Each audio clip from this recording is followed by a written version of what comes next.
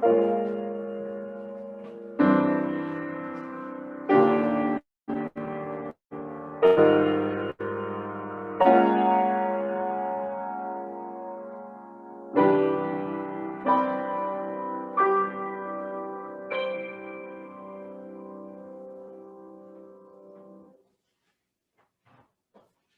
like this chalice on the brink of a new year, letting go of what has been, open and hopeful for what may come.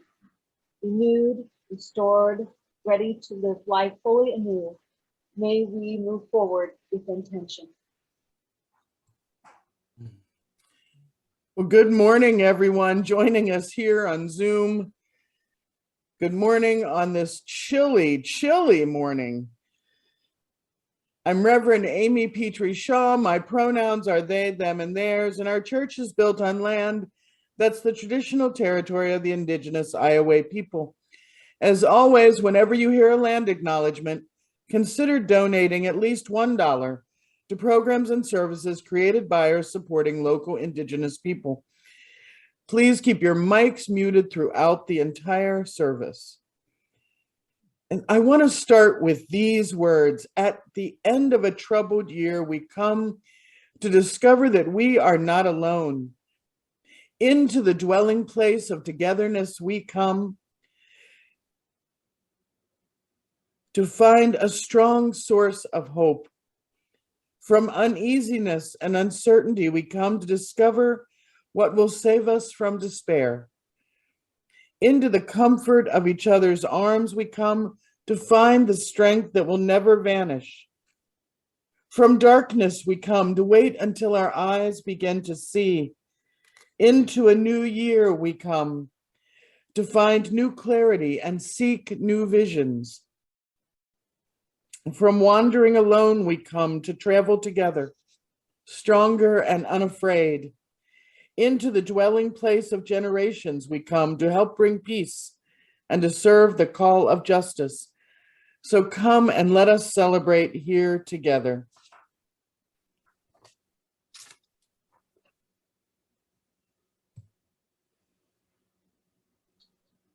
Good morning, and welcome to the First Unitarian Church of Des Moines. I'm Kelly Patterson, and my pronouns are she, her, and hers. We welcome all of you to our service, especially those of you who are searching for something more love, more joy, more freedom, more service, more learning. Whether it's your first time in service with us or your 100th time, we hope that you'll find here questions that stretch you, people to befriend you, and liberal religious values that challenge you to join us in loving radically, serving justly, and growing spiritually and emotionally. This morning, our gathering song is 389, Gathered Here, and we're going to sing it through 3 times. The words will be on your screen, and please keep your mics muted and sing along.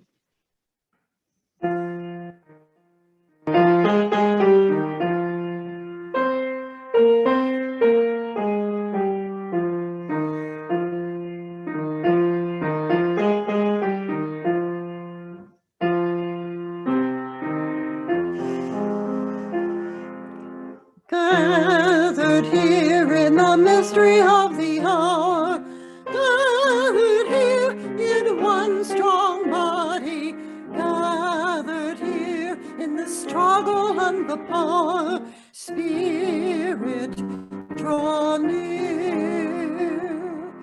Gathered here in the mystery of the hour, gathered here in one strong body, gathered here in the struggle and the power, Spirit, draw near. Gathered here in the mystery hour, gathered here in one strong body, gathered here in the struggle and the power, Spirit, draw near.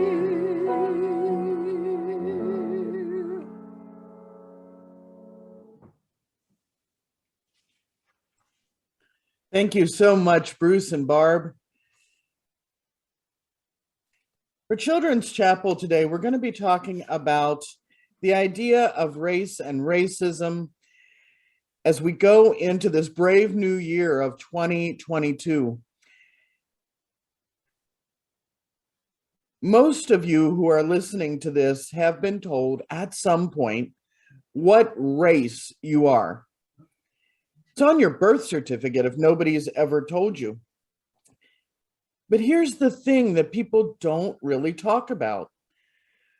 Race isn't about what color your skin is. Race is a kind of made-up idea. It's a way to talk about how we think different groups of people act. In big words, we call this a social construct, or an idea that's been accepted by the people of a group or a society. I don't understand these two things. Whoa. Because they just all agree that that's what we ought to believe. To give you some examples, in America, a lot of people believe that blue is for boys and pink is for girls. That's a social construct. Those aren't true. We believe that boys are loud and boisterous, rowdy, and girls are quiet and they're supposed to be gentler. That's not actually true.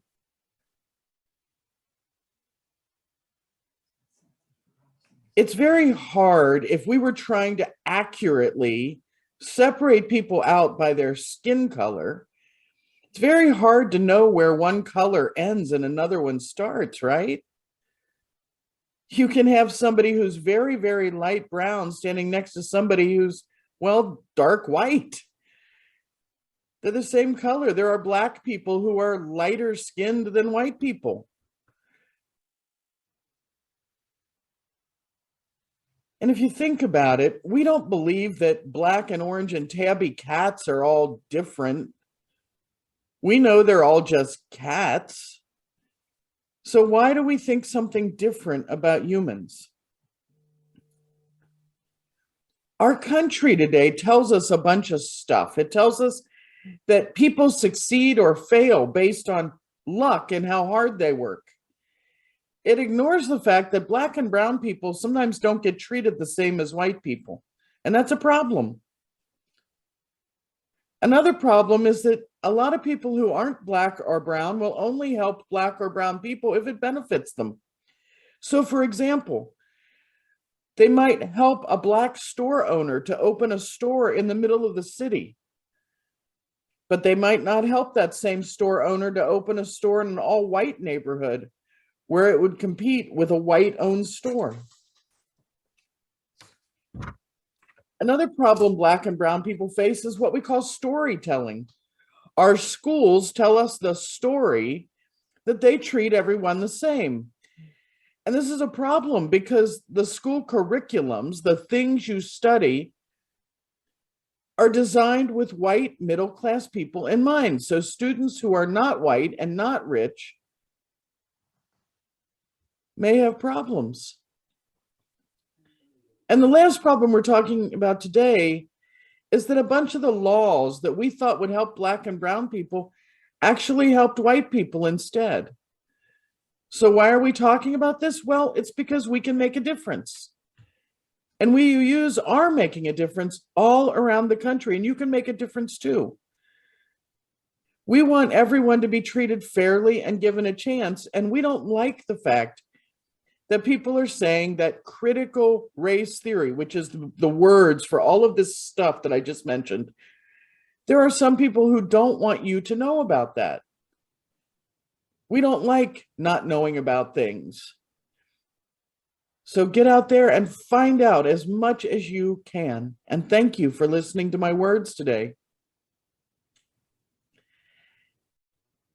Our offering words are offered with my normal seriousness and gravity.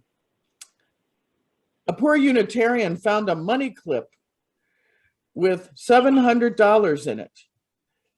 At his church, he read a notice saying that a wealthy congregant lost his money clip and is offering, well, $100 reward for anyone who returns it.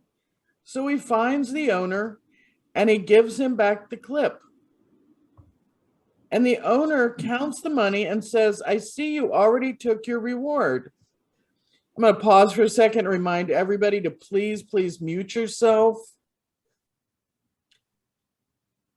So the rich man counts the money and he says, I see you already took your reward. And the poor man says, what do you mean? And the rich guy says, this clip had $800 in it when I lost it. They start arguing. So eventually they come to the minister for help. Both state their case, and the rich man says, well, I trust you believe me. And the minister said, of course. And the rich man smiles. Well, the poor man is crushed. He knows he found a clip with $700 in it. Then the minister hands the clip and all the money to the poor man. What are you doing? Yells the rich man. The minister said, you are, of course, an honest man, and you say the clip you lost had $800 in it. Therefore, I'm sure it did. But if the man who found this clip was a liar and thief, he wouldn't have tried to return it. Therefore, this clip must belong to somebody else. So if the person who lost it steps forward, they'll get the money. Until then, it belongs to the guy who found it. What about my money? The rich man asks. Well, we'll just have to wait till someone finds a clip with $800 in it, the minister said. Now, as I have not been blessed with any found money clips lately, the morning's offering will now be given and received, and I'm going to put the link in the chat. 1/2 of our plate goes to our partners, Knock and Drop and Just Voices, and the other half goes to support the internal social justice programs of the church.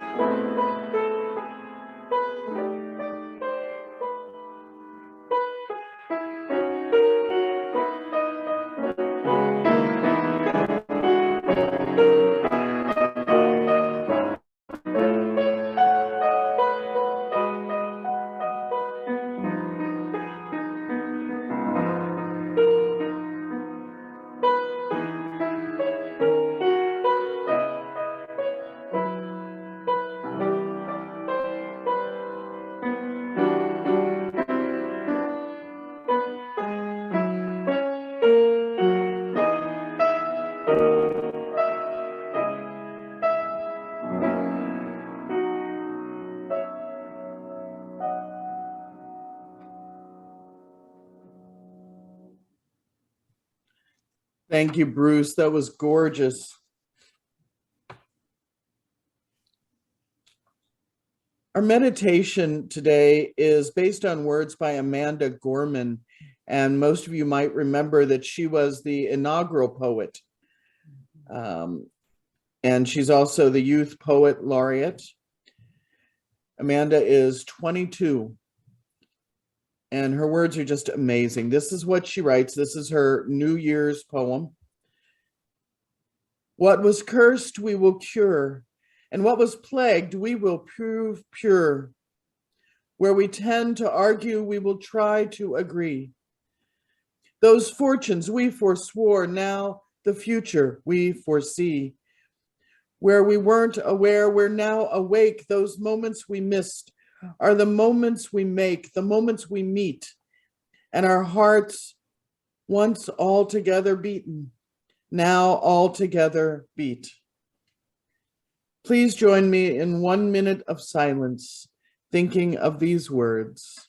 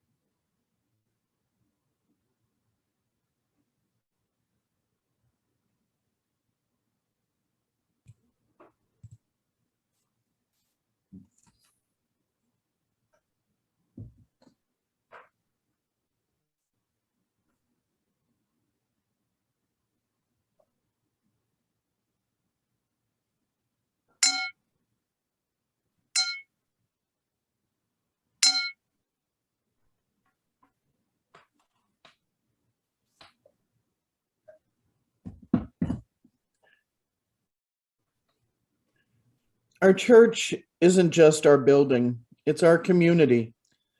It's all of us being there for one another in laughter and in tears and in everything in between. We have quite a few sorrows and a couple of joys this week. Sarah Lauer is home and resting. Mike and Karen are also back home safely. Please send well wishes and cards to their address in the directory. Longtime member Evelyn Glazebrook died on Christmas Day. I will have information about a memorial as soon as her daughters work that out with me. It will probably be in a month or so. Longtime member Mary Ann Hicks died on Thursday. Was a jolt for many people who knew that she was ill, but not that her situation was that far gone. Her sons are on the way into town from Minnesota. Her son writes this: the daughter of William and Anna Mae Stevens, Mary Ann was born in Excelsior Springs, Maryland, August 6, 1933, although she would tell you her life began when she married John. She graduated from the University of Central Missouri with a bachelor's degree in education, and she loved teaching. She loved teaching second grade. She taught for nearly 30 years. She treasured the friendship of her colleagues after her retirement. And the teacher in Mary Ann never retired. She took great pride in picking up books and magazines and activities for her grandkids.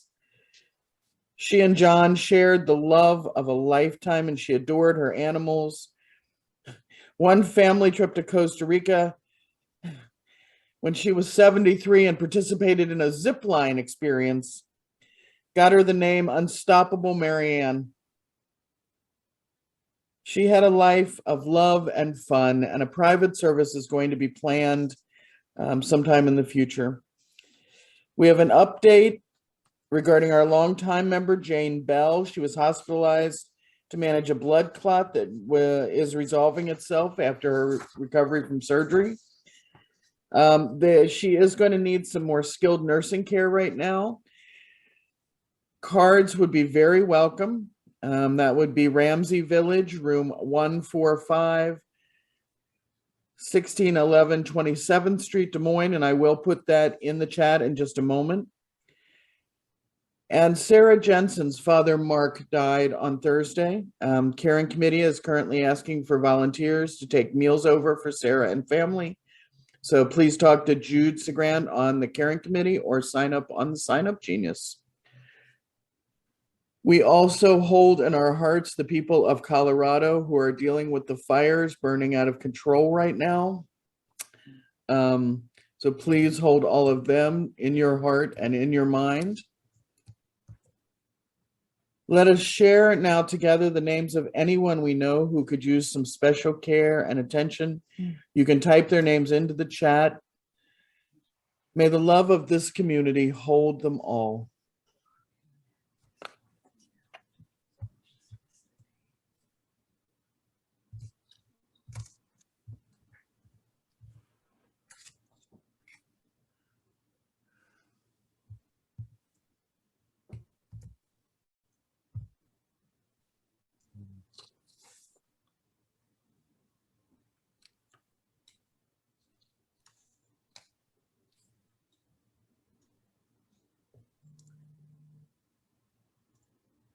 May the light of our community shine on the broken places of the world.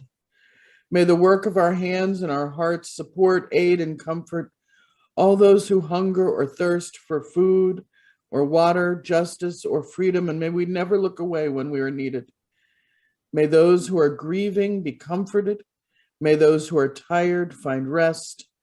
May the broken places be healed, and may those who are filled with joy and laughter be abundant. Every week we light 3 real or virtual candles, one for the joys and the sorrows that we've shared, one for the names that we've written in the chat, and one last candle for all of the joys and all of the sorrows which are deeply held but remain unspoken here today.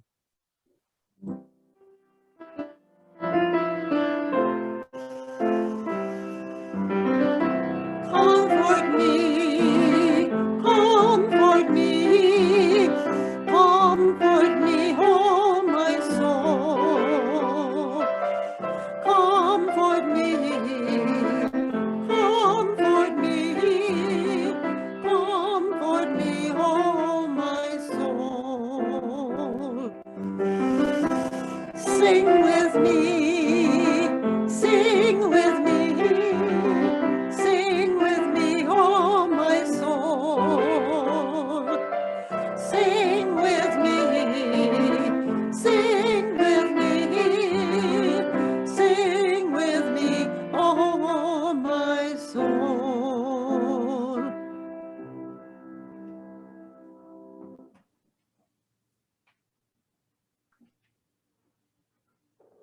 This first reading comes from The Hill We Climb by Amanda Gorman, who once again is our inaugural poet, 22 years old. The Hill We Climb. So while once we asked, how could we possibly prevail over catastrophe? Now we assert, how could catastrophe possibly prevail over us? We will not march back to what was, but move what shall be, a country that is bruised, the cold, benevolent, the bold, fierce, and free. We will not be turned around or interrupted by intimidation, because we know our inaction and inertia will be the inheritance of the next generation, become the future. Our blunders become their burdens. But one thing is certain: if we merge mercy with might and might with right, then love becomes our legacy and change our children's birthright. So let us leave behind a country better than the one we were left. Every breath from my bronze pounded chest, we will raise this wounded world into a wondrous one. We will rise from the golden hills of the West. We will rise from the wind-swept Northeast, where our forefathers first realized revolution. We will rise from the lake-rimmed cities of the Midwestern states. We will rise from the sun-baked South. We will rebuild, recover, and reconcile. And every known nook of our nation and every corner called our country, our people diverse and beautiful, will emerge battered and beautiful. When day comes, we step out of the shade of flame and unafraid. The new dawn balloons as we free it, for there is always light, if only we're brave enough to see it, if only we're brave enough to be it.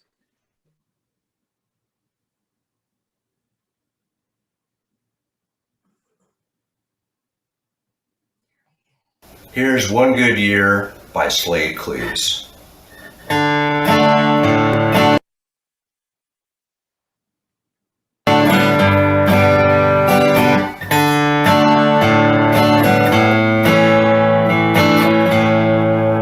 It's New Year's Day, just like the day before. Same old skies are gray, same empty bottles on the floor. Another year gone by, and I'm thinking once again, how can I take this losing hand, somehow win? Just give me one good year,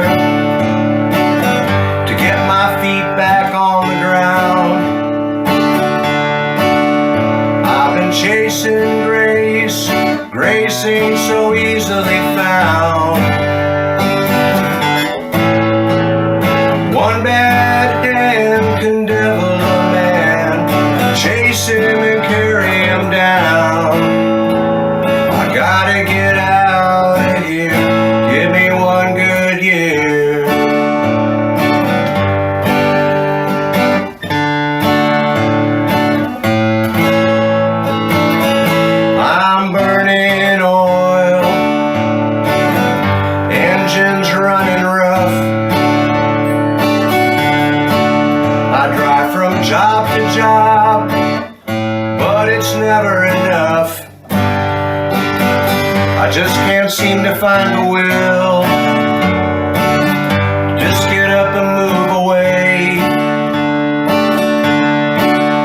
Some kind of chains holding me down to make me stay. Just give me one good year to get my feet back on the ground. I've been chasing grace, grace ain't so easily found. One bad hand can devil a man, chase him and carry him down. I gotta get out of here, give me one good year. It's a bitter wind in your soul every day. It's the little things wear your soul away. Will you start giving in? Where do the promises all go? Will your darkest hour write a blank check on your soul? It's New Year's Day, just like the day before. Same old skies are gray, same empty bottles on the floor. Another year gone by,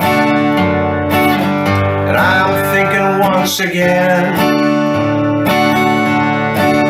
how can I take this losing hand, somehow win? Just give me one good year to get my feet back on the ground. I've been chasing grace, grace ain't so easily found. One bad hand can devil a man, a good one can turn him around. I gotta get out of here, give me one good year. Just give me one good year. Give me one good year. Just give me one good year.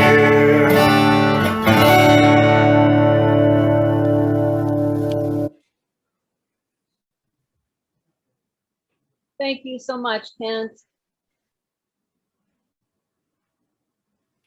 Our second reading is from the Mantra of White Supremacy by Ibn X.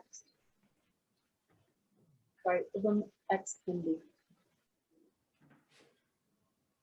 White supremacist ideology lives on what Heather McGee calls zero-sum myth, the idea that progress for people of color necessarily comes at white folks' expense.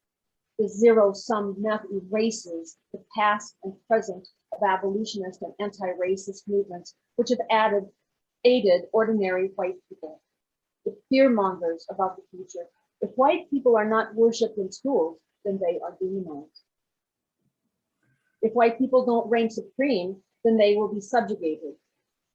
If white people don't hoard resources and opportunities, then they will be starved. If white people cannot kill at will, then they will be killed at will. White violence is presumed to be self-defense. Defending yourself against a white supremacist is presumed to be a criminal act. Extreme fear perhaps breeds this extreme fear. White supremacists probably fear revenge, retaliation, the tables turning, as they wipe the blood of democracy, of equality, of the dying and dead off their hands. Like the enslavers of old, sleeping with guns under their pillows, they know the level of brutality they have leveled against people of color and their white allies. They probably can't imagine that indigenous anti-racists just want their land back and aren't genocidal. That Black anti-racists just want reparations and don't want to enslave. That Asian anti-racists just want to be visible and don't want to render white people invisible. That Latino and Middle Eastern anti-racists just want to flee violence and don't want to invade dominantly white nation. White supremacists are mobilizing against an anti-white army that isn't mobilizing, that isn't coming, that isn't there. Then again, if there is an army that is mobilizing, that is coming, that is here, it is made up of white supremacists. Their carnage is here. Their ideology too. Our next hymn is Song 391, Voice Still and Small. The words will be up on your screens. Please keep your mics muted if you are at home and sing along.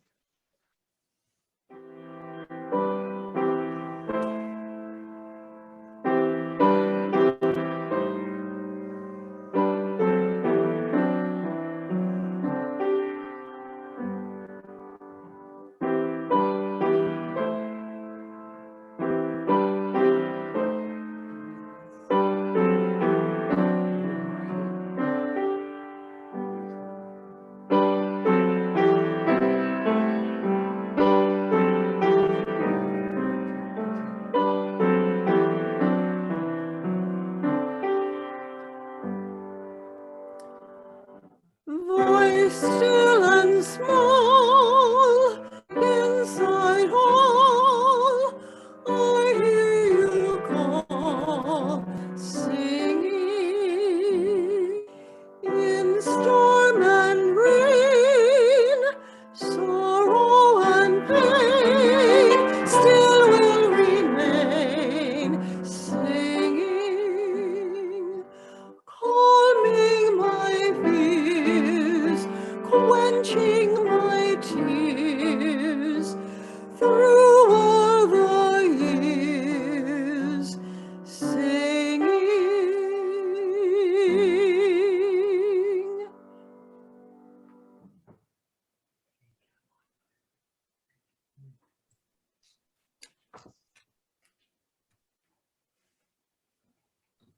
We're talking today about an idea that's gotten a lot of press coverage all over the place. Some people hate it. Some people love it. Some people argue about it without having the least idea of what it means. We're talking about CRT, critical race theory, and it is a hot topic. So hot that some of our churches have started actually teaching it, because in some areas, children are forbidden to learn about it, which is horrific. You know, I've heard a lot of times that we're all travelers on this journey of life.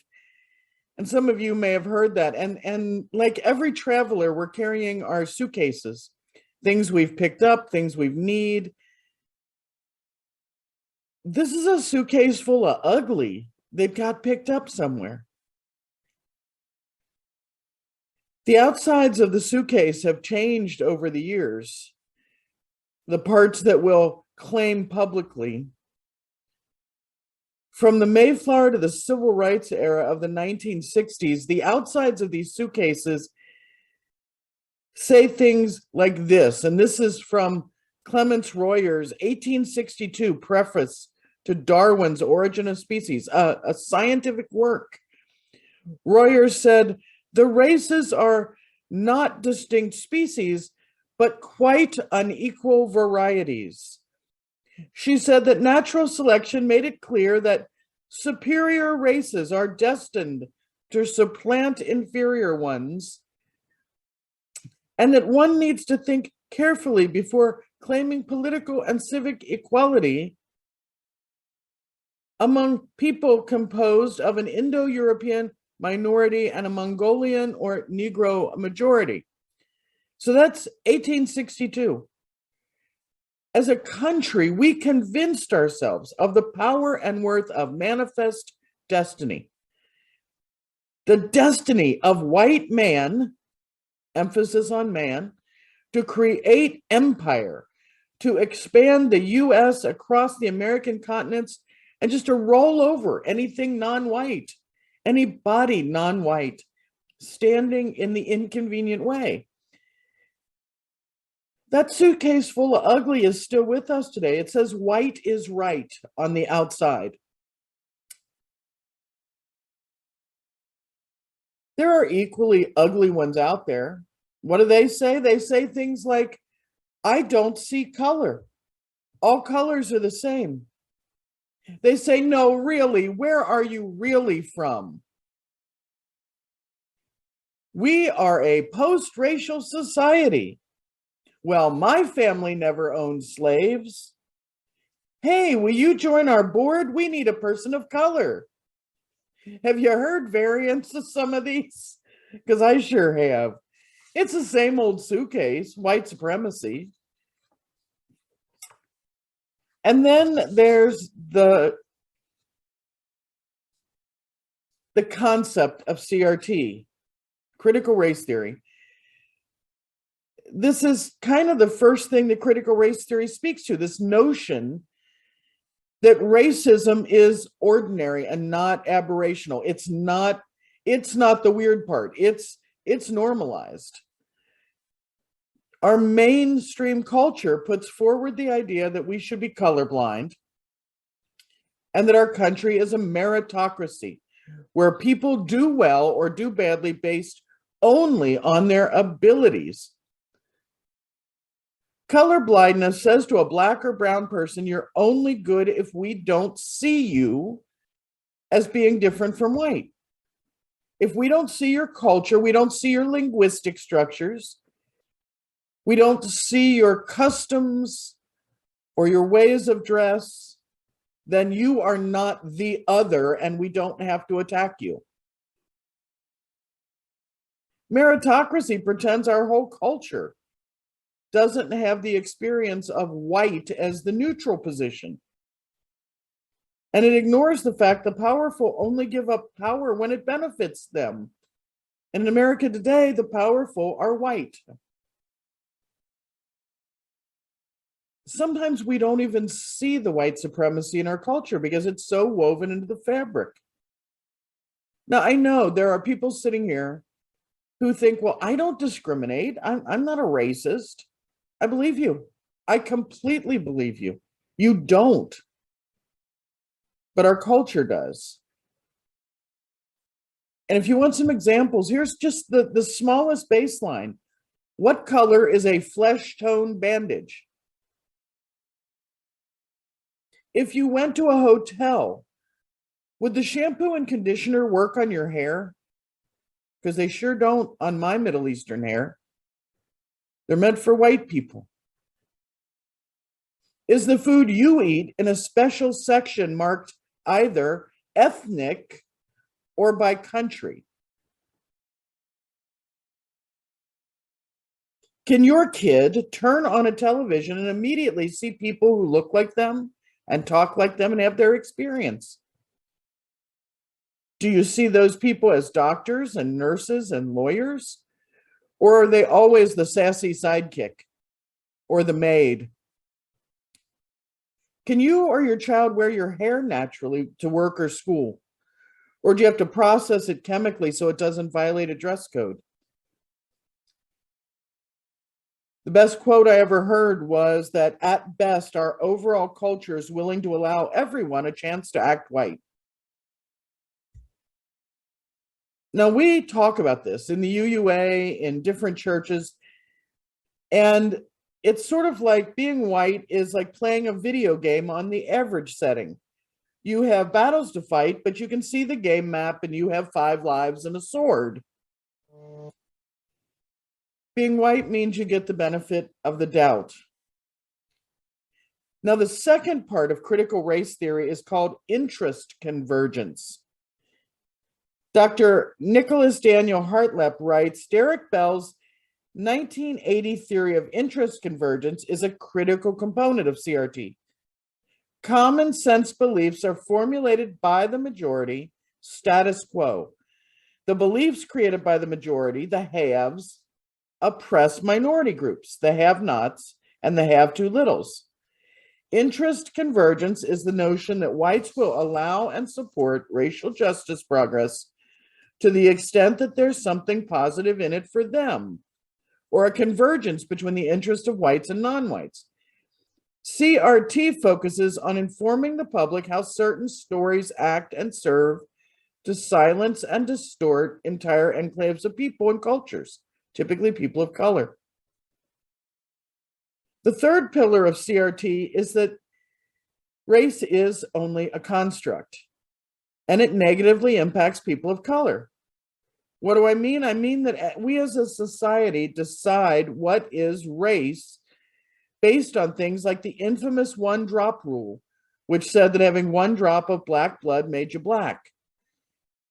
In post-World War II restricted suburbs, European ethnics blended together and called themselves white, while minorities were marked by urban poverty or used and then rejected by programs like the Bracero program or Operation Wetback.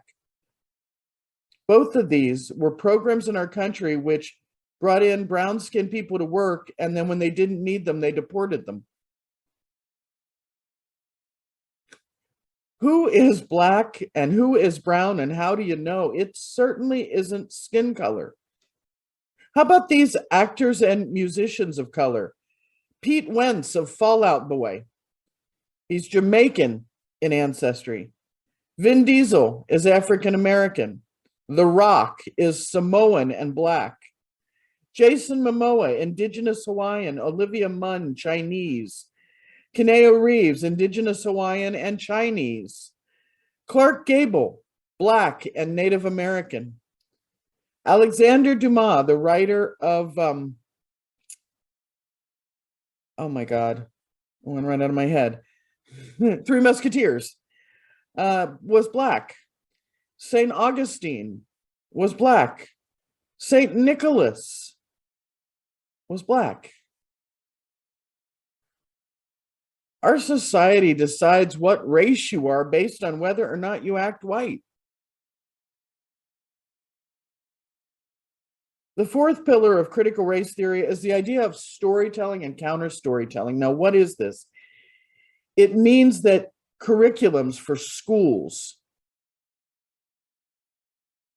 are based on white middle-class values, and children are told that this is the normal way to be. And kids pass or fail tests based on this. In one inner city school, and I'll never forget this one because it happened when I was a kid, children were given an intelligence test. Minority children who tended to live 10 and 12 in a two-bedroom apartment, they were given an intelligence test, and one of the questions was, where do you sleep? Well, most of them failed because where they slept was on a floor wrapped in blankets, and the only correct answer was a bed.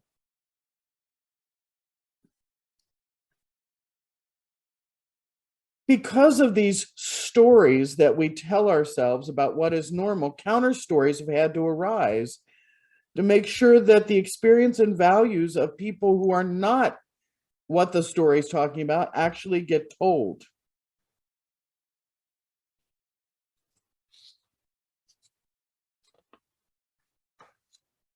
But white privilege isn't the primary problem. The primary problem is white supremacy.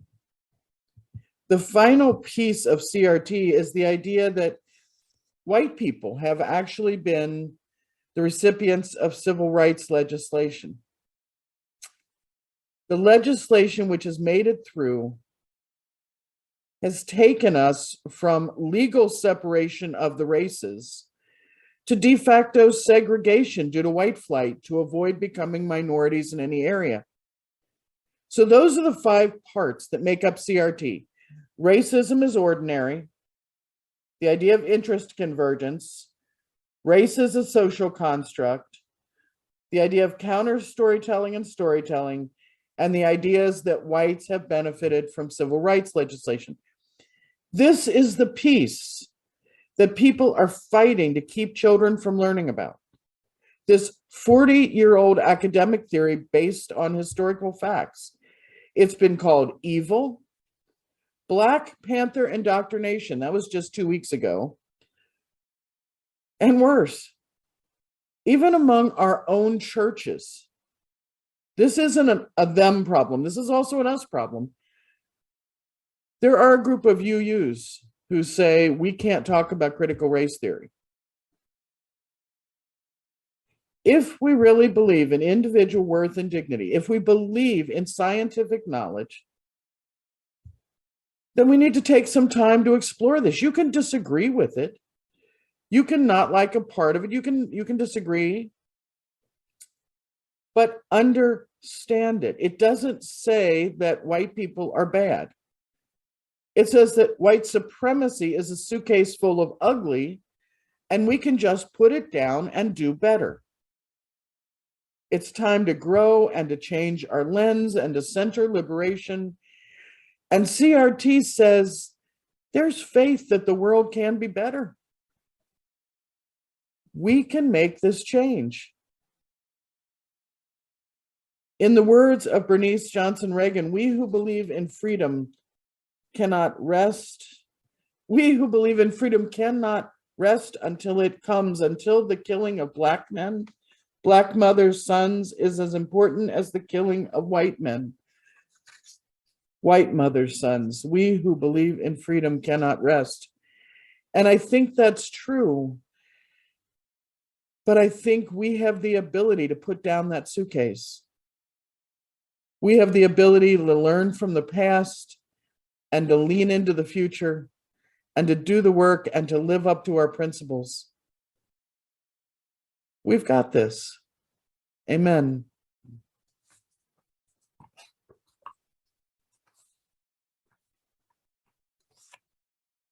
We extinguish this spiritual chalice, but we know that its fire will continue to burn away all that we wish to relinquish. The last hymn is number 16, "'Tis a Gift."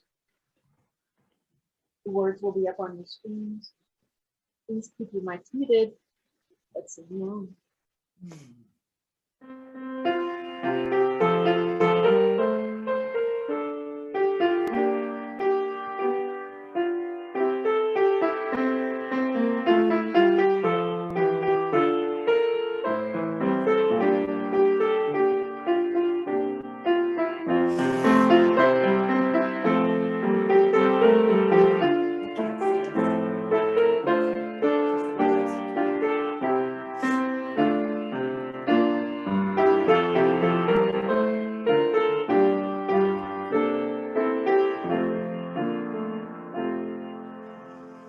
Tis a gift to be simple, tis a gift to be free, tis a gift to calm down where we ought to be. And when we find ourselves in the place just right, 'twill be in the valley of love and delight. When true simplicity is gained, to bow and to bend, we shan't be ashamed. To turn will be our delight, till by turning, we come round right. This year and every year, may you help to build a new way, and may you go into the future boldly. Peace, ashe, and may it be so.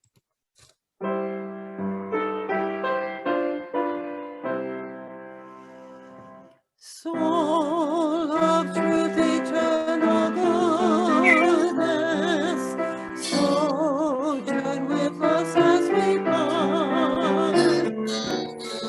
With our minds and minds ever, keep us pure and pure in heart.